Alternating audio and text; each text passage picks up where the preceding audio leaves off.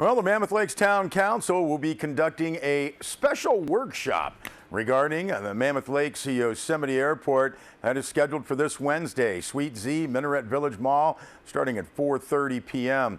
Press release from the town notes that this workshop will cover a broad range of information related to Mammoth Yosemite Airport, including a brief history of the airport, a summary of the existing facilities and current operations and services at the airport, discussion of the airport capital improvement program, and next steps for the proposed terminal and aircraft apron project, including preliminary design and environmental documentation, preliminary budget estimates, tentative work schedule, and scope of work for the project. Now, the Mammoth Lakes Town Council will not be taking any action at this workshop, but will be considering direction to staff with an agenda item in the regular town council meeting that begins Wednesday at 6 p.m.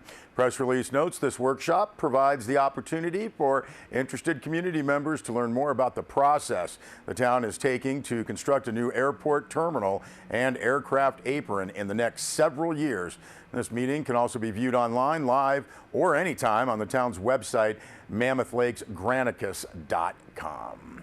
Now, if you would like additional information regarding the workshop or the airport terminal project, you can contact Mammoth Public Works Director Grady Dunton, 760-934-8989, extension 222, or gdutton@townofmammothLakes.ca.gov. Well, Deb Murphy filed this story after last Wednesday's 2.5-hour business workshop hosted by the City of Bishop and attended by an estimated 80 residents. One thing is for sure, there are plenty of ideas on how local businesses can flourish in northern Inyo County.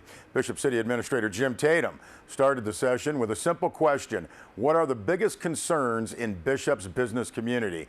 There was dead silence for about a second before Alex Yurkis started the conversation with getting people to stop in town. Now, that sent off an avalanche of concerns that turned into solutions or ran into brick walls wrapped in red tape. Now, some of the dialogue strayed into areas covered by the economic development work groups, despite Tatum's efforts to keep a laser focus on what the City of Bishop could do specifically. Now, the conversation reached critical mass around 8:30 p.m. With the flip chart running out of space for any more ideas, Jim Tatum suggested the information be condensed and another workshop scheduled. Now, much of the discussion focused on tourism, with the recognition that business success dependent on 18,000 county residents was a tough sell.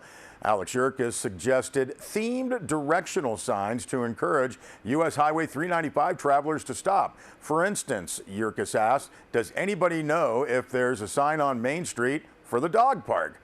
Also, resurrecting the Tri-County Fairgrounds banner across Main Street, as well as use fairground activities to get people to come to town. Promoting a tour of downtown murals to turn drivers into pedestrians were just a few of the suggestions. Said Howard Schwartz, owner of Sage to Summit, we need to think of Bishop as a destination, not just getting passers through to stop. Schwartz noted the significant and growing rock climbing demographic that flocks to the Buttermilk and the Owens Gorge.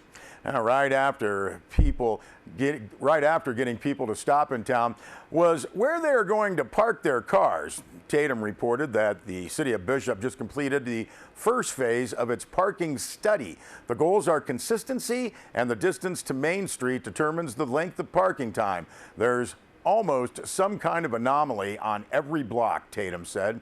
Now, Bishop has been in discussion with the Los Angeles Department of Water and Power for a while to secure the lease on the empty lot next to a Holy Smoke Barbecue. Tatum has said parking may not be the best use of the prime retail location, but could be an interim solution.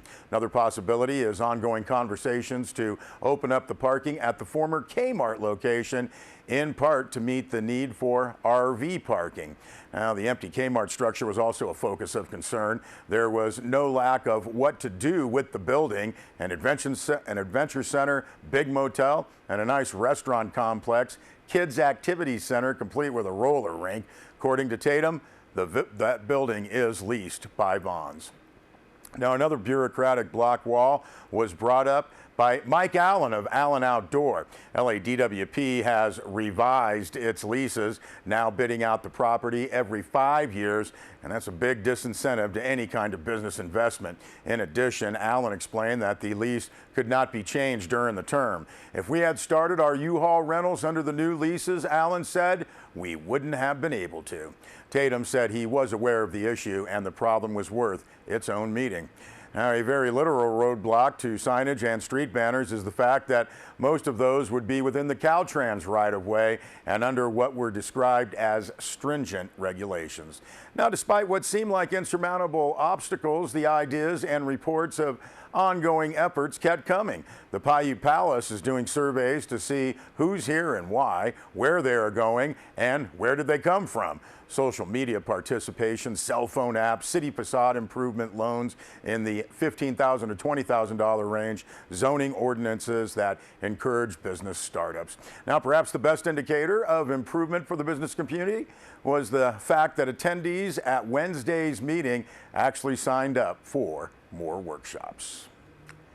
Well, Deb Murphy also filed 2 reports from last week's Inyo County Board of Supervisors meeting, including the Inyo Board hasn't taken a stand on the new wilderness areas proposed by the Inyo National Forest Plan, but they did approve of the process used to arrive at the initial draft. Then, apparently under pressure to add more alternatives with new or expanded areas, the Forest Service came out with Alternative C, adding 4 new potential wilderness areas to the 6 already designated in the preferred Alternative B, reigniting the debate over how much is too much. Now, that debate started at the board's January 19th meeting. While roads into the new areas were cherry-stemmed out of the wilderness protection, off-highway vehicle proponents were not happy. In addition to adding the 10-area alternative, there were confusing flaws in the maps and narratives that accompanied the revised plan. Inyo County Planning Director Josh Hart prepared a comment letter that reflected the supervisors' frustration and confusion. Now, while none of Tuesday's speakers liked the maps or the lack of definitive descriptions of the new areas, all questioned the hostile tone of the board's comment letter during what is an information gathering phase. The board softened the language in its written comments, but not so much in its spoken comments. It's disappointing, said Supervisor Matt Kingsley. The one time we complimented them, the Forest Service, on the process, they change it. Now, you can see the complete stories on our website, sierrawave.net. And Disabled Sports Eastern Sierra and Mammoth Mountain are hosting Operation Mountain Freedom this week.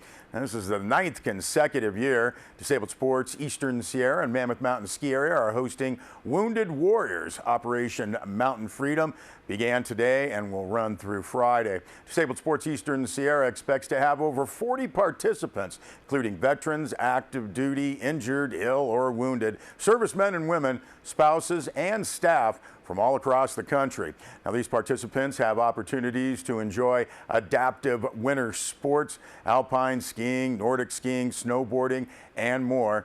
Press release notes the athletes are invited to bring a guest to share in this therapeutic recreational event. Mammoth Mountain Ski Area's Mountainside Conference Center serves as the base of operations for the week. And this Thursday, February 4th, public is invited to be part of the Arch of Honor. Lineup will be at 8:45 a.m. Thursday, Panorama Gondola Building at the main lodge. Says make sure you bring your ski poles. More information, DisabledSportsEasternSierra.org. You can call the office at 760-934-0791. And a reminder that the Eastern Sierra Music Festival is having a raffle to help raise funds for the National Wounded Warriors Center in Mammoth Lakes. You can purchase tickets at the Bishop VFW, 484 Short Street, daily between noon and 6 p.m. Contact any Eastern Sierra Music Festival board member or give Bob Wagner a call, 760-873-8973, to pick up those $25 raffle tickets. You can win some great prizes, and you're helping out a great cause. We'll be back with more news.